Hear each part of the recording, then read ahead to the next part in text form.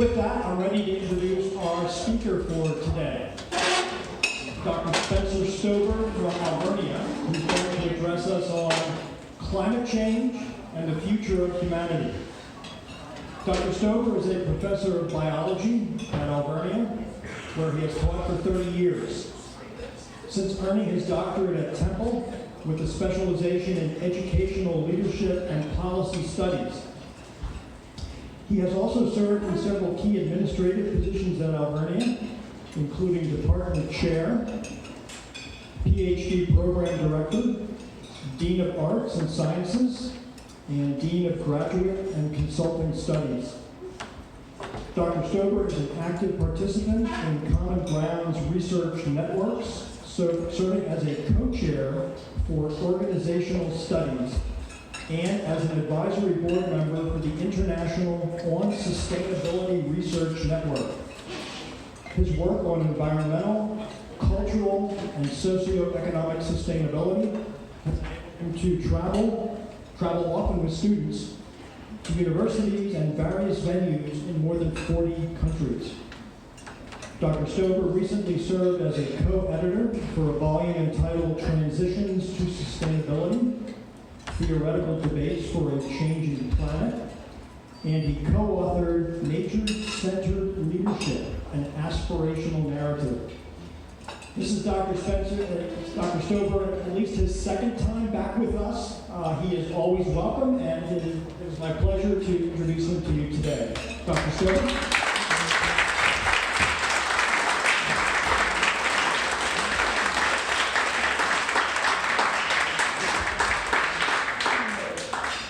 Thank you. Let me see. Can you all hear me in the back? Good. Yeah. And first, I am really pleased to see such a large turnout, and I'm really happy to see all the students. And so I'm glad for getting started today on this topic. The title of the topic probably gets you to think, well, am I going to provide the answer to whether the future of humanity? Now, I realize that it may be hard for some of you on that side to see everything on the slide. And because it's a pretty long room, I will take the time to read some of the slides as we go. That way I can make sure that everybody catches all the key points that I want to make. But by the end of the talk, I'm going to offer a suggestion on the future of humanity, but it's not going to be mine. It's going to come from an artificial intelligence. We'll talk about later on. First of all, throughout this talk, whenever I use the word we, or I'm referring to us, I'm not talking about us in the room.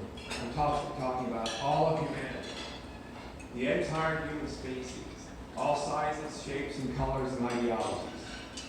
So that's an important point. We're stepping back and we're looking at ourselves as a species. I'm going to try and answer 3 questions. I probably won't answer them completely, but I want to address the first one. Are humans on track to mitigate their role in climate change? I have good news there and a little bit of bad news. The second question, how do we get to this point? I'm going to spend a lot of time on that because I don't think we can understand where we must go unless we know how we got here. And the third point, what are some future implications for our species? And that'll be a little more upbeat, uplifting. Not much on the slide, but it's a timeline. It starts back 45 years ago to the present. And there's 3 things I'd like to emphasize here. First, the United Nations has done a tremendous job of getting us all on the same page. Almost 200 countries are on this page that we've got to mitigate climate change. And I think that took a long time. It probably started back with the World Charter on Nature in the early 80s. And then, of course, we had the Montreal Protocol, which a few of us in this room, of course, remember. And that was the time that we realized there was a hole in the ozone layer. And that the only way we could fix it was by cutting down on chlorofluorocarbons. That was a pretty easy thing for us to do, believe it or not, because we had a single point that we could focus on. And we were able to do it.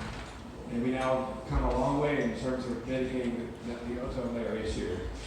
So that's an example that we can do things collectively as a species. climate change is a little more complicated, as we'll see. The next set of items I put on the timeline, back in the 80s, late 80s, there was something called the Brundtland Commission, named after the person who organized that particular report. Started to get us to think as a species about how we can care for each other. Indeed, we developed goals, and ultimately fast forward to the UN Agenda 2030 goal, which was initiated in 2015, and we're still working on it. And I'll show you those goals in a few minutes, and that will get an idea what they are.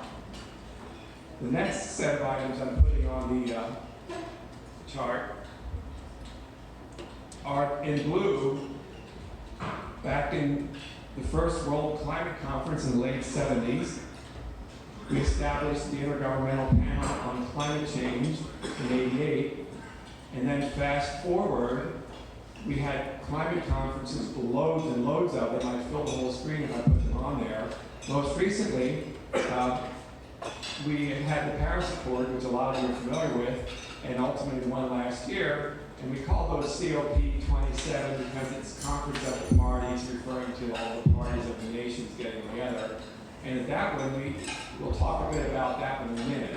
But the point is that the United Nations has been successful in getting us on the page in a short time, relatively speaking, for our species, 40-some years. And I'm pleased to see that, and that's good. That doesn't mean we can rest, but it's a good sign. Yeah, a little bit of allergy. The UN Agenda 2030, I'm not going to speak much about this today because it's really only peripheral to the climate change issue, except for one way, which I'll emphasize in a minute. But it has 17 goals, and 12 of the goals deal with issues relating to our species, specifically in terms of how can we reduce poverty, how can we reduce hunger, have quality education, and so on. It's a long list. But two of the goals, peace and justice and partnerships, are really pretty important because if we don't solve our inability as a species to get along with each other, we're not going to solve the climate change. And then, of course, three more goals deal more with nature. So the UN Agenda 2030 agenda has both human-centric goals, and it has nature-centric goals, and it has a way forward in terms of peace and justice and strong institutions. Another reason for optimism.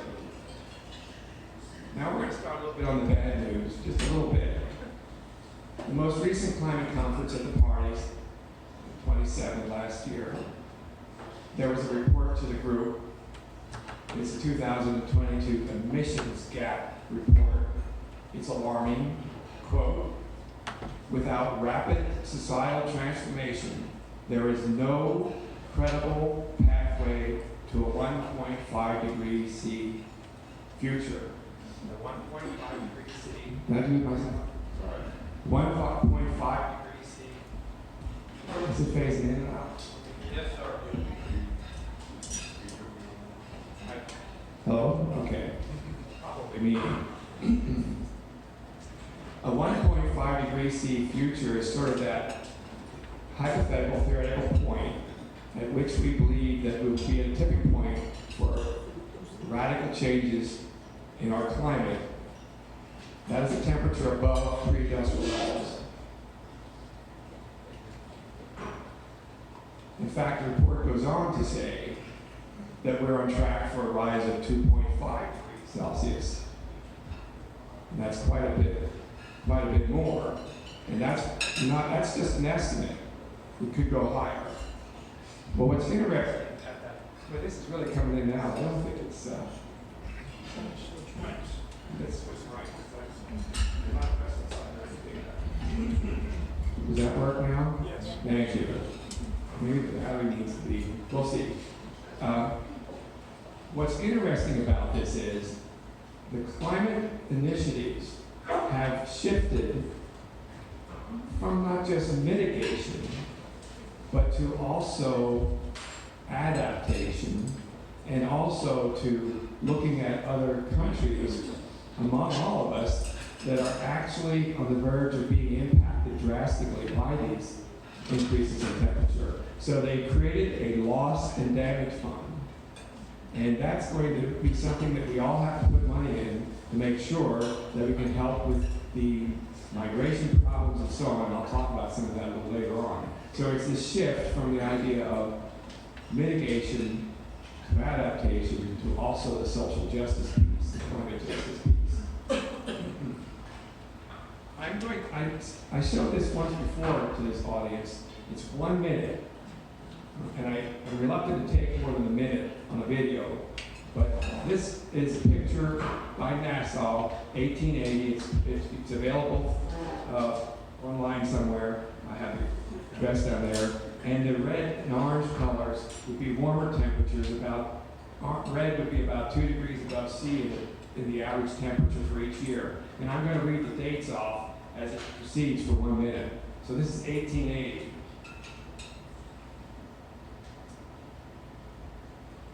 Oh, it stopped. Oh, well, I guess I'm not going to do that. Okay. Sorry about that. Go on. Oh, it's buffering. Oops.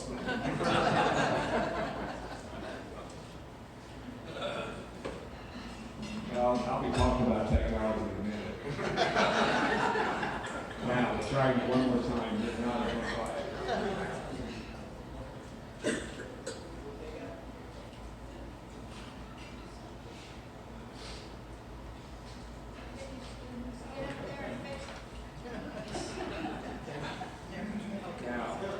It's going to stop. It's got a buffer apparently. It's going to jump way ahead, but that's okay. We'll let it buffer. We're up in the 1913, 1925, 28, 35, 1950, 1970s, 1985.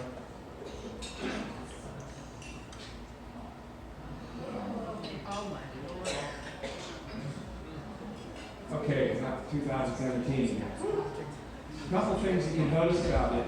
Keep in mind this is change in average temperature. And also so the overall average temperature has been increasing, fact. Now, of course, we have climate deniers, and of course, you can always make the argument, well, climate does change naturally. It's just that, as I'm going to show a little later on, we're just speeding up the process, and I'll tell you why.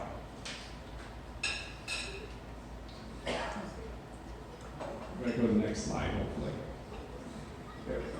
It's, okay.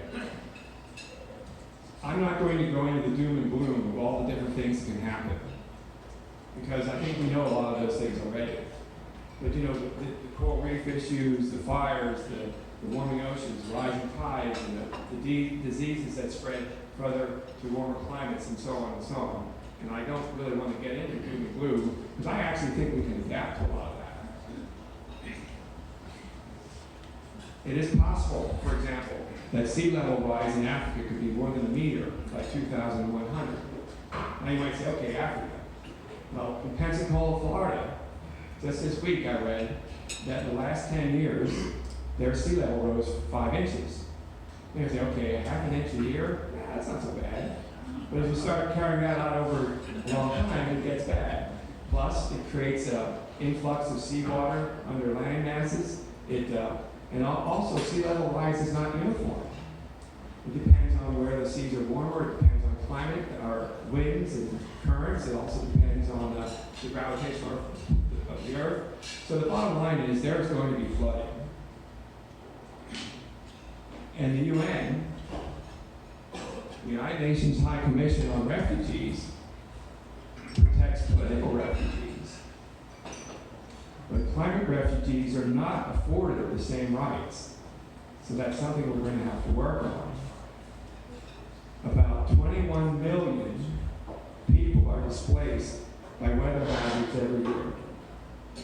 Now keep in mind, displaced, that doesn't mean they're permanently displaced. But migration is going to be a big problem, and we'll have to address that from a policy level at the UN.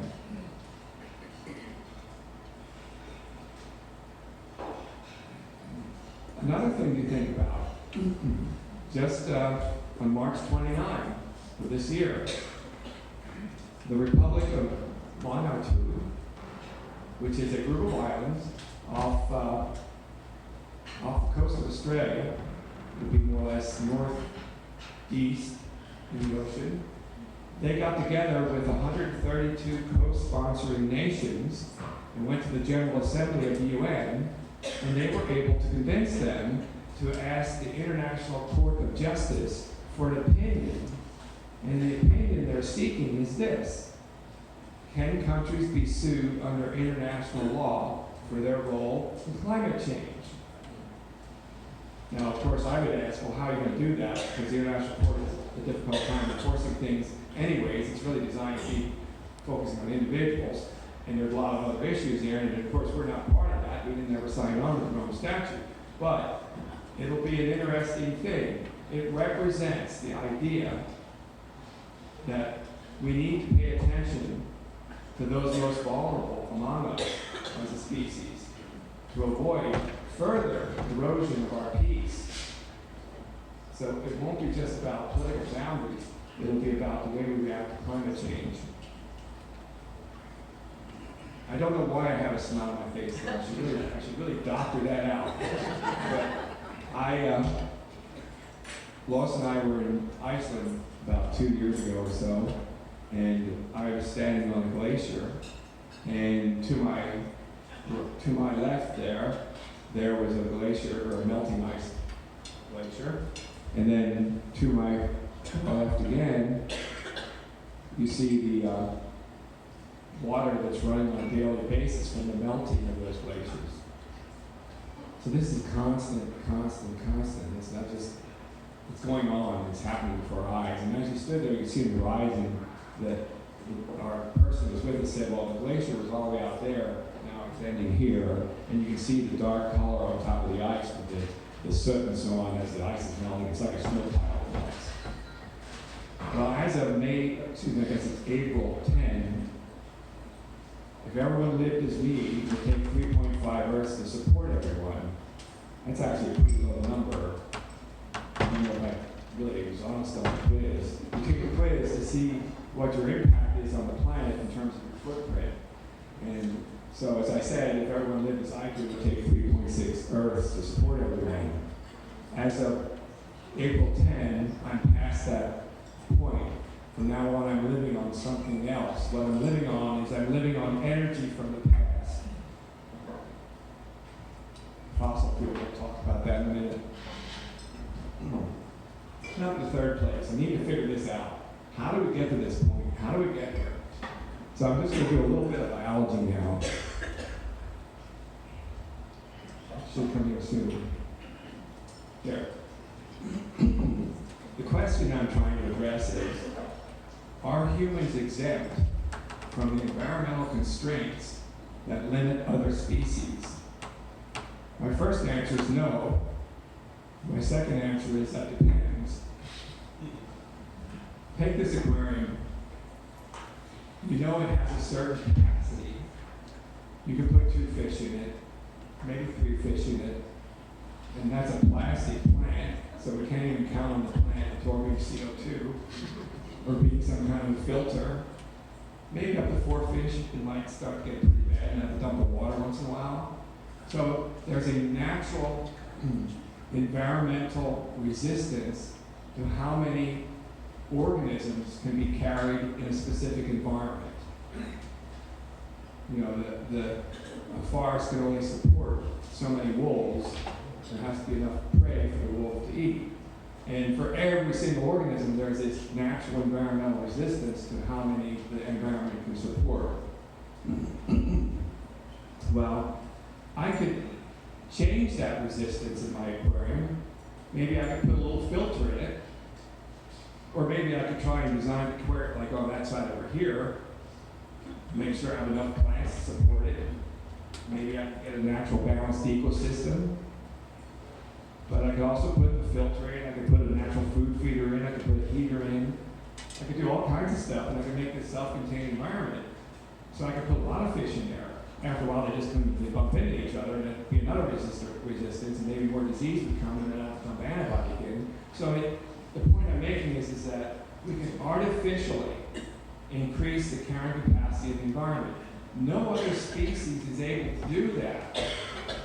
We are the only species that can really do that successfully on a large scale. Because we're pretty darn smart. At least we think we are. So the graphic representation is that in any population over time, there's growth, and if it would grow unchecked with no resistance, it would get real big. But if it has resistance, it eventually get to some carrying capacity for the environment to carry us. Okay, well, let's talk about carrying capacity of humans, since we're the only ones and we can bump our carrying capacity up all we want. We were hunters and gatherers. It's kind of easy. We could just basically pull up stakes and move. And that'd be pretty nice if we had climate change now, because we just moved to a better climate. But as we got smart and started to build cities, we started to set down roots. It's pretty cool. And then eventually we were able to go all the way to putting a person on the moon. So each shot of ingenuity on our part put us at a different level in the escalade up to where we are today. And there's really nothing wrong with that, except we made a mistake. And I've used this slide before, because I use it a lot, because I think it's a way of rationalizing how we got to this place. It's a progress trap. It's a term that I didn't invent. I wish I would have. Like Daniel Larry and Ronald White. But what it means is that you're in a progress trap if you identify a technology that helps you in some way, and then later on that technology proves out to have some unintended consequences. And fossil fuels are the ultimate example of a progress trap. When we started burning fuel for our industrial revolution, coal, oil, and gas, that was great. I mean, that makes sense. We raised the level of standard living for millions of people and so on. Not evenly, that's another issue. But it really, really took us to the next level. Only now do we realize that we built our economies around this, and we're stuck. We're turning it around, slowly. I'm optimistic we can, but we have to be wary of technologies that always carry the risk of an unintended consequence. This particular chart, this one I did not make. It's from the government, NOAA. But since the Industrial Revolution, around 1750, it took 200 years for greenhouse gas levels to reach 1980 levels, but only 30 years to reach current levels. So the point is that it's on a growth curve. And we tend to focus on CO2, but there are lots of other greenhouse gases. In fact, this whole part is carbon dioxide, this part is methane, and then you've got some chlorofluorocarbons and nitrous oxide up there. But the bottom line is all these gases, they float up to the atmosphere, they form this thermal blanket, and then the light comes through like the greenhouse and forms heat on the earth, and then it's trapped. So the more gases we put in the atmosphere like this, if they stay there, the hotter it's going to get, because it's basically like adding blankets to our house or to our bed. So that's what we're dealing with. And if we could cut down these emissions, we would be able to solve a lot of the problem. Now, I don't like pointing fingers, so I'm not going to point fingers, but you might think I am. I put this chart together for the World Bank data. In 1960 to 1917, this is the China. China, this black line is their carbon emissions in millions of metric tons in 1960, and now in 2017. This is the U.S. And this is India. Now you can see that as those countries who have every much as a right to develop as us, when they come on board, our emissions are going to skyrocket. Not to mention something else I didn't mention, as things get warmer, then the methane starts leaching out of permafrost in the north, and that was another problem. There's so many problems I can't cover them all. But before we point a finger at China, the average U.S. citizen produces twice as much carbon as the average citizen in China. Okay, so I don't know if we can point a finger. This is what can I say? I'm not saying it. Now, there's another chart I put together from the World Bank data, and the chart goes from 1960 to 2014. I could probably update it, but I'm not going to bother. And this gray line represents high-income countries and their metric tons of carbon. So the high-income countries are obviously the big emitters. The orange line represents medium-income countries up till the present day, and the blue line represents low-income countries. So the bottom line is, this is directly linked to economies. Because we have fossil fuel economies, hopefully we're going to have renewable economies, which I think we're going to have. We're on that path, so I don't want to be all gloom and doom. I'm relatively optimistic. I may not sound that way right now. But World Bank reports that about 40 countries have carbon pricing, and that's a good thing because that's a way to control it economically. And I'm also really refreshed because, sorry, we have a lot of young people in this crowd, and I'm apologizing for my generation. We got us in this progress trap. And I think Greta Thunberg, she said it right when she stood before the UN, and she said, "How dare you?" She was sending us a big message, and I agree with her message. We have what some people call a wicked problem. And wicked problems, this guy in the ladder, I think if they started running away, they'd knock him off. It might not go off. But basically, the full consequences of the wicked problem cannot be appraised until the waves of repercussions have completely run out, and we have no way of tracing all the waves through all the affected lives ahead of time or within a limited time span. Real Weber's definition. This gets back to the Montreal Accord. The Montreal Accord is a pretty simple thing for us to solve. Climate change is not. That is carbon emission climate change, methane emission climate. It's much more complicated because we have to turn the big ship around and build more to renewables. In fact, Levin went so far as to say that climate change is a super wicked problem. Time is running out, which reminds me, I'm doing okay time-wise? I think I am. Okay. We're not doing good time-wise as a species. We got to move faster, or adapt faster. Those who cause the problem also seek to provide it. So we're trying to fix ourselves. It's like the engine trying to fix itself. The central authority needed to address them is weak or non-existent. This is where I think there's some really good news. This is where the UN has really come into play with these conferences. So I think we're really dealing with number three. Number one, I think we can sort of adapt. And the last one, irrational discounting occurs that pushes responses to the future. I just did some irrational discounting. I made the argument that the UN got us on track. So I feel good now. And that is how it happens.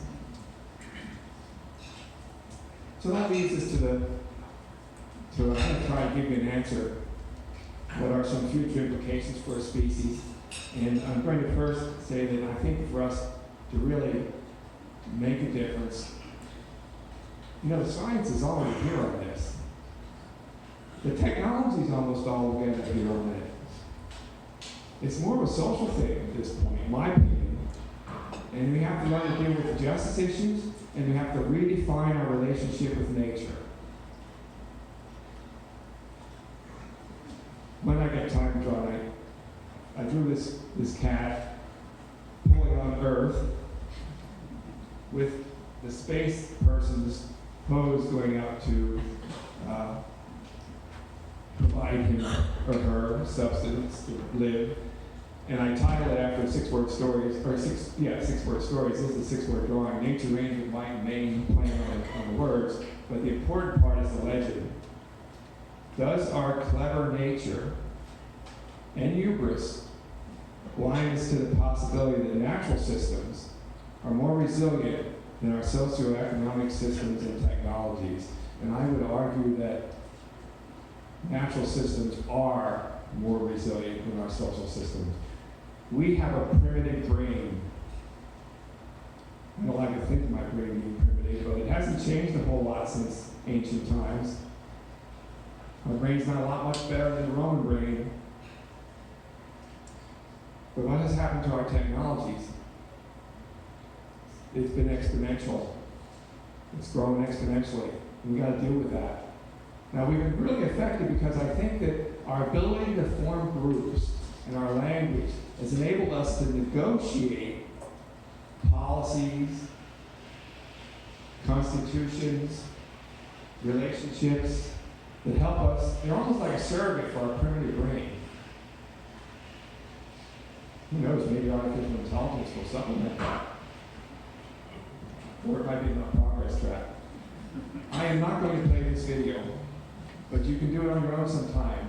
There are some that argue that we have entered, it was Stober and Kazan, they recommended that, or say that we are entering a new geologic period in history where humans are impacting the environment more than any other species on Earth. It's a new geological age, in fact, affected by humans. They report that we move more Earth than natural forces combined. Now, that's not counting plate tectonics, that's another whole issue. But, so, this would be worth looking up on your own sometime, but it shows how we as a species, because we're the only species that can really step outside of its niche, and we're smart enough to borrow from the past, outgas fossil fuels and energy, and raise our carrying capacity. And that's where we're at right now. I think we'll still be able to do that, though, as we master fusion, fission short-term, fusion long-term. But we're still going to have to deal with, they're going to want us, the rich countries, to pay for this. Now here's one important point, and this will help a little bit to talk about. When I was talking about the aquarium, and I said that we had some plastic plants in there, and I said that if you build a bigger aquarium and have a nice natural ecosystem, if you wanted a system, you would be creating biocapacity. That's how we would define that. That would be the capacity of the living environment to assimilate wastes and produce products that could be used by organisms. That's that natural cycle. That's what we call biocapacity.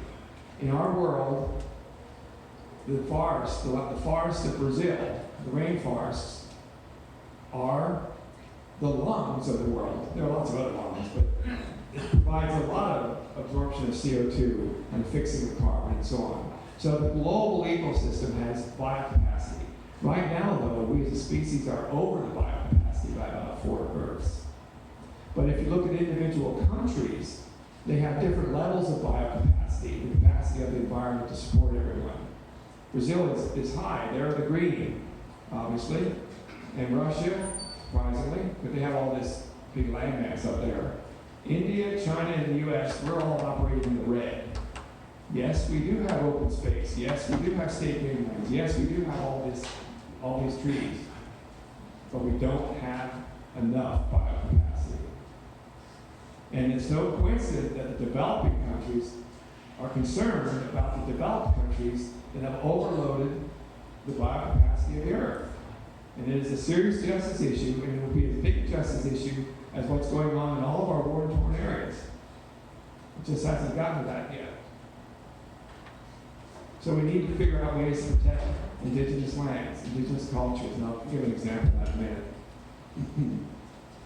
Perhaps we need to think about forgiving debt to nations. The World Bank loans money, but then next thing you know, the nation is trying to cut down rainforests and turn land into agriculture and drill for oil to pay off that debt. The estimate is, according to the UN, that we need $4 to $6 trillion per year to be invested by 2030 to reach net zero in 2050. I can see I should put that at the top. Sorry about that. That's poor design. I'm not going to change it now, though. So the point is, $4 to $6 trillion to get us to net zero. We can do that. The world economy is about, maybe the last I heard is about 111 billion or something, or 100. Yeah. So trillion, I should say, 111 trillion or something. It's way over that. So 4%. We should be able to afford 4%, 6% of our economies. Well, that's not even counting the dark economy, which is another subject. And that lost damage fund I was talking about, we'll look at those kinds of things. It's no use we have, it's not just giving money, it's giving technologies, so that countries that can leapfrog into the next level, so they don't have to burn coal. They can instead use photovoltaics to go to the next level. And we have to be able to provide that technology, make it affordable. And that's the way that lost damage thing will work. It's not just a matter of giving money, it's a matter of transferring the capacity, empowering. That's what it's about. And so adaptability, flexibility, learning, I think that in the nature-inspired kinds of designs for associations and buildings and organizations, and so on, those are the things that I think we will do. I'm not going to another slide because I want to. This is the vision, and you already see some of this. More of an organic relationship with nature. And outer space is another venture, and that's another place we should seriously consider. But we need to understand that we can't do it apart from nature, we have to do it with nature. So that comes to the next piece. Okay, right near the end now. That is, we must restore our relationship with nature. And I don't know if I really have a good relationship with nature or not. I mean, I was raised in a farm and I'm a biologist and all that, but if you threw me in the middle of a rainforest without any clothes on, I don't think I'd survive very long. So I don't have much of a relation really with nature. I've been sort of advocating for this idea called nature-centered leadership. And basically, it's a practical perspective on leadership that challenges us to view the environment as a stakeholder in our human affairs. Now, the idea is only partially original because it comes from the idea of corporate social responsibility, or preferably the idea of the triple bottom line, that companies should pay attention to people, planet, profit. In other words, when they budget and so on and do their strategic planning, pay attention to people, planet, profit. Now, as a nature-centered leader, I would say planet, people, profit.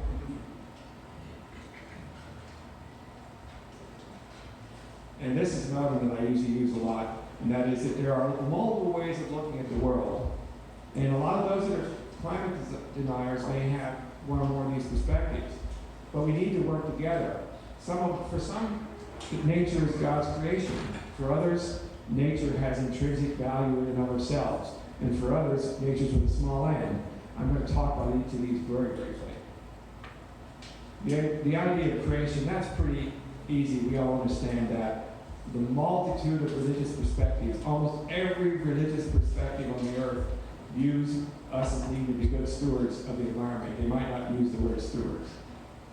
On the bottom right, nature with a capital N, and many of you have heard this before, but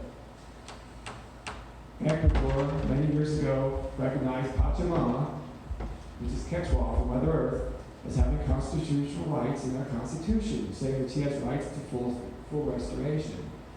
That's something hard for us to comprehend, but it sort of makes sense in a country that doesn't have a strong legal system to have a statement of values. In our country, we do it more in terms of Endangered Species Act and things like that. Same thing we accomplish. It's just a different way of doing it. Nature with a small n is probably where I come in on this, because my colleague, this is the phrase that you and I wrote together.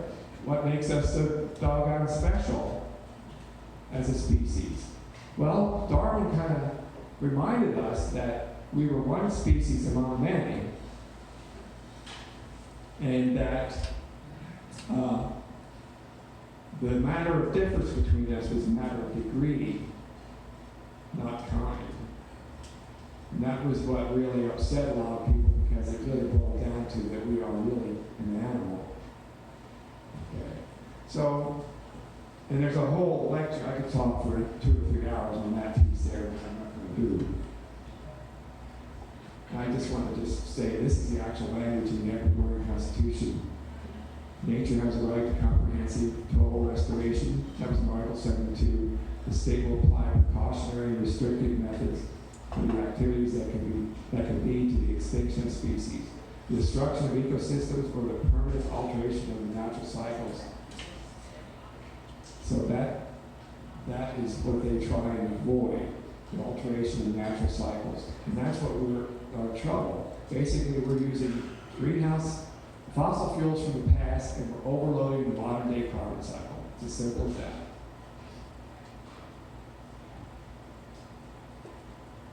Oops, I just pressed the wrong button here. Now, I'm only going to do a quick thing here, because as an educator, I keep asking myself, did I do the right things over the years? And I think maybe not. Maybe I didn't do enough. But when we get students, we have them come in, we want them to leave as experts. That's our goal.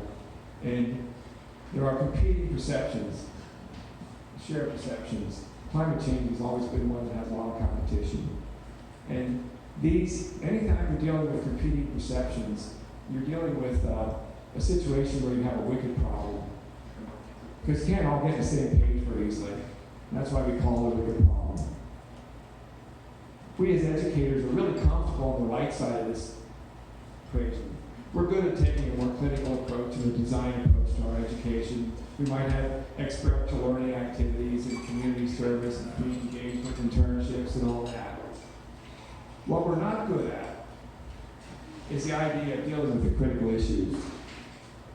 And when you deal with the critical issue, the fundamental problem with dealing with climate change is our standard living at this point. If we can't convert it to renewables and green technologies, then the problem will continue and get worse and worse.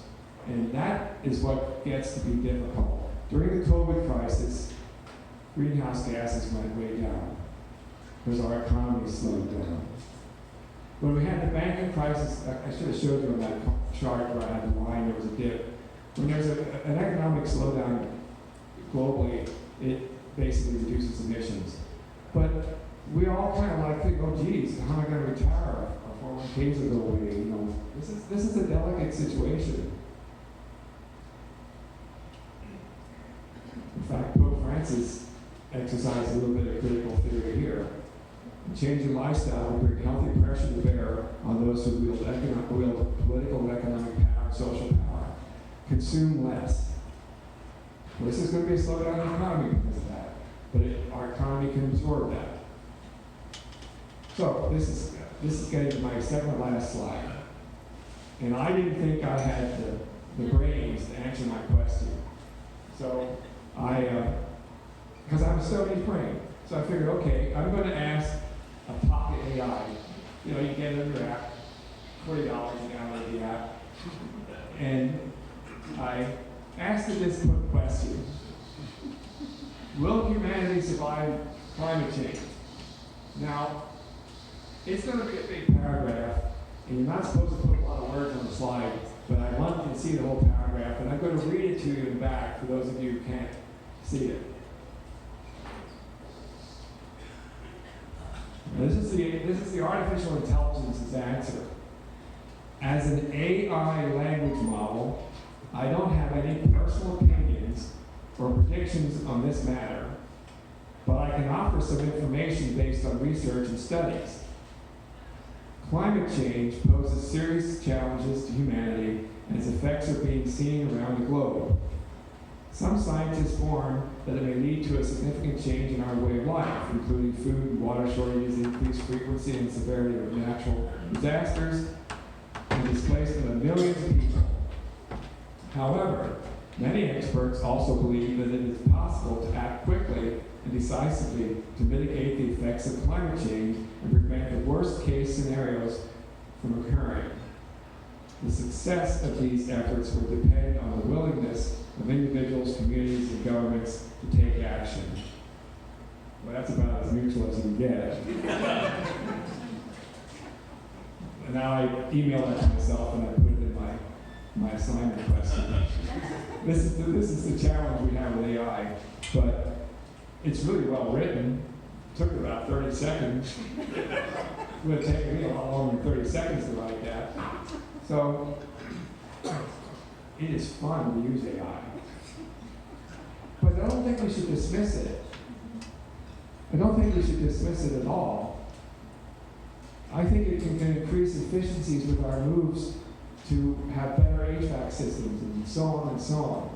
Our ability to solve complex problems that we can't solve because we have Stoney's brain. So we shouldn't dismiss it.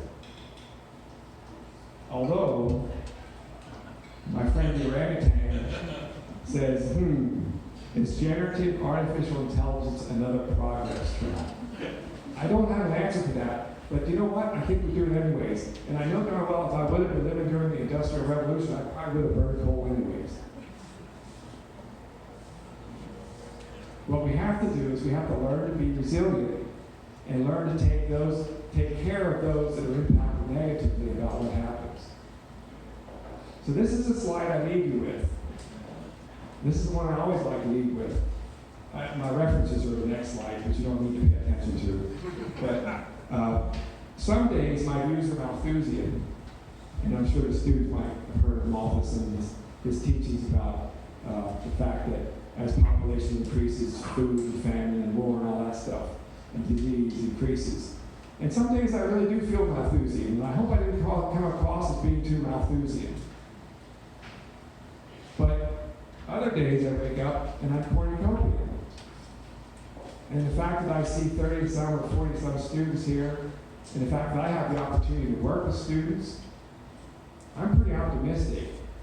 I really am. As long as we pay attention to those that are negatively impacted by climate change. So, thank you.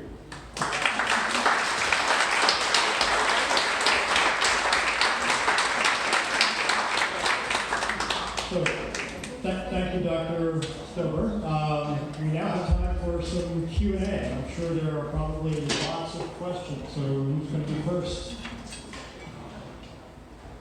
Come on, let's get some hands up. So, Dr. Stober, one of the here we go.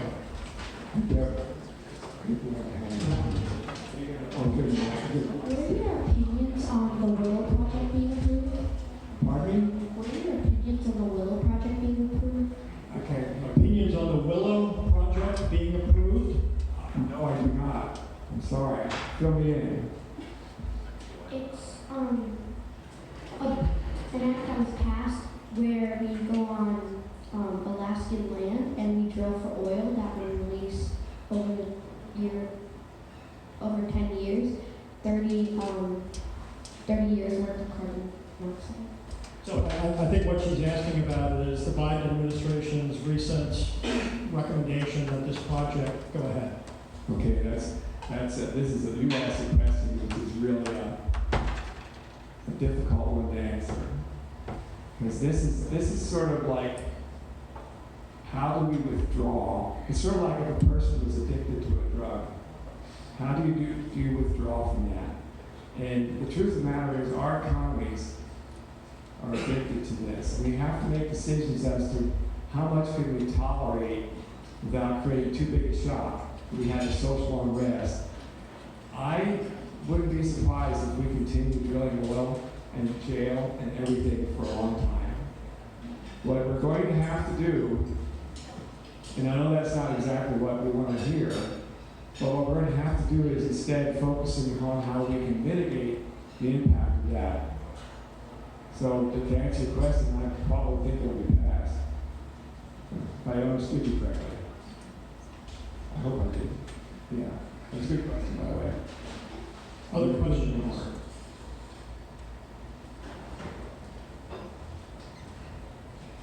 I'll come, hold up. Yeah, they're bringing the mic around. It's a little easier for everyone to hear. Something you don't hear as much about is decarbonization.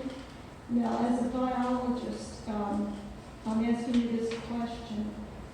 Trees are great at decarbonization. How does that compare?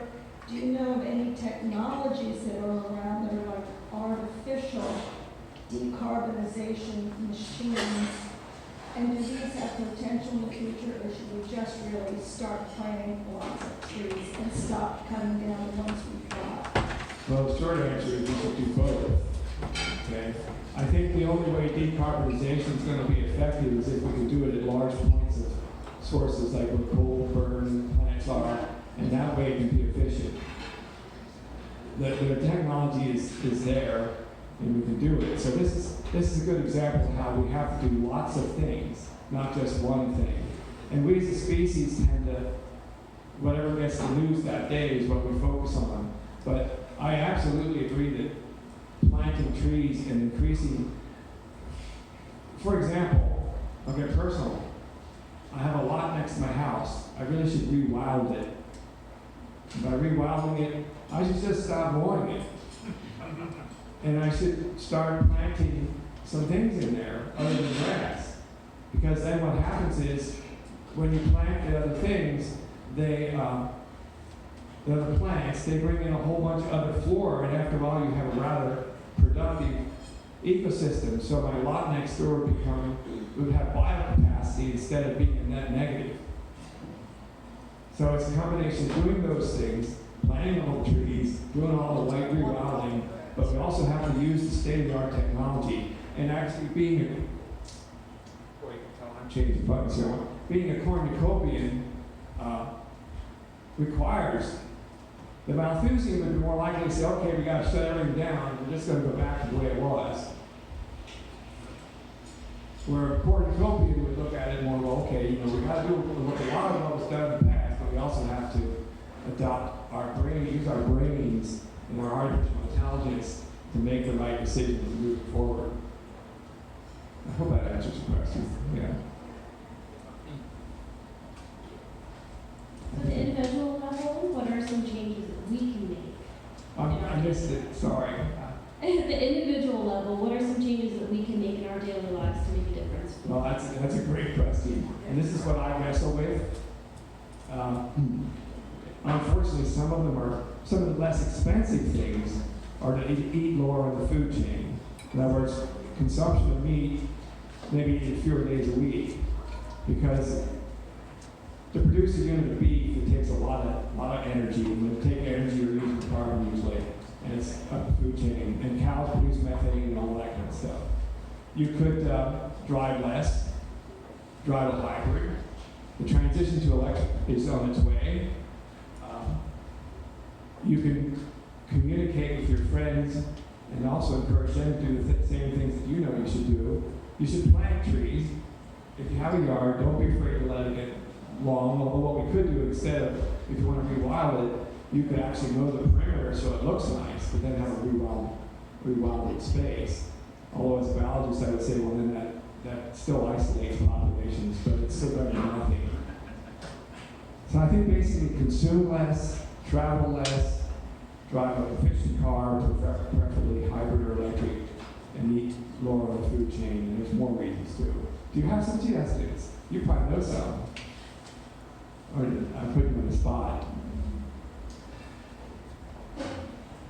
Professor, can you explain to this audience the concept of negawatts, which you kind of just touched on just now? Did I use the term megawatts? Negawatts. The watts you do not use are megawatts. Oh, that I don't use? The watt, yeah, instead of kilowatts, the opposite is negawatts. Oh, okay, megawatts, not megawatts. Okay. Well, every time you use less electricity, you're burning less fossil fuel. Because most of our electricity is, at this point, produced a lot by burning coal. In fact, in the beginning when people started using electric cars, the opinion was that you basically have a fossil fuel burning car. And that's changing though. That's changing. But I would argue that even though a lot of our electricity is burned by fossil fuels, the changing habits is the first step, so that as we transition our generation to nuclear, solar, photovoltaics, and so on, we will already adapted our living habits in a different way. I don't know if I got to that point or not, but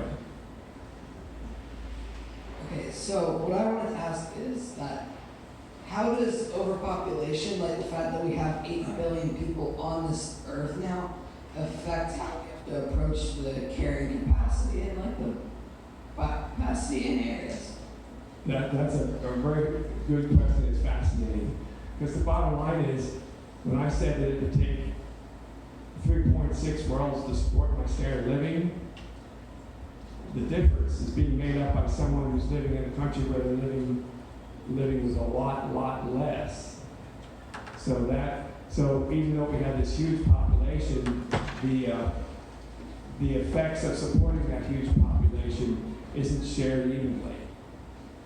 So the solution is for us to somehow make it possible. The one is for us to cut back and really lower our standard of living, but an additional solution is to transfer technologies so that other developing countries can benefit from that. And for example, cell phones are a classic example. We had an aging infrastructure before cell phones came along, and basically in Africa, for example, they don't have all the wires. They can go right to cell phone. That's a leapfrog technology. We do the same thing with photovoltaics, wind, and nuclear, and so on. So that way we can help those that need to rise to a higher standard of living, to have healthier lives. We can bring them up there with the right technologies. But we have to give and transfer that to them. We can't just expect them to develop by themselves. Did I answer your question? I'm not sure. Don't be bashful. Okay. It's obvious that this is a worldwide problem. It's not something that any one country is going to solve. It's going to require cooperation between all people. Given today's situation, it seems like an overwhelmingly impossible task, and we can't even agree within our own country. It doesn't leave much reason for optimism. Yeah. I like your point on this. In fact, some of you may remember the concept of the tragedy of the commons. Garrett Hardin put that forward. And his argument was that an unmanaged resource ultimately gets degraded.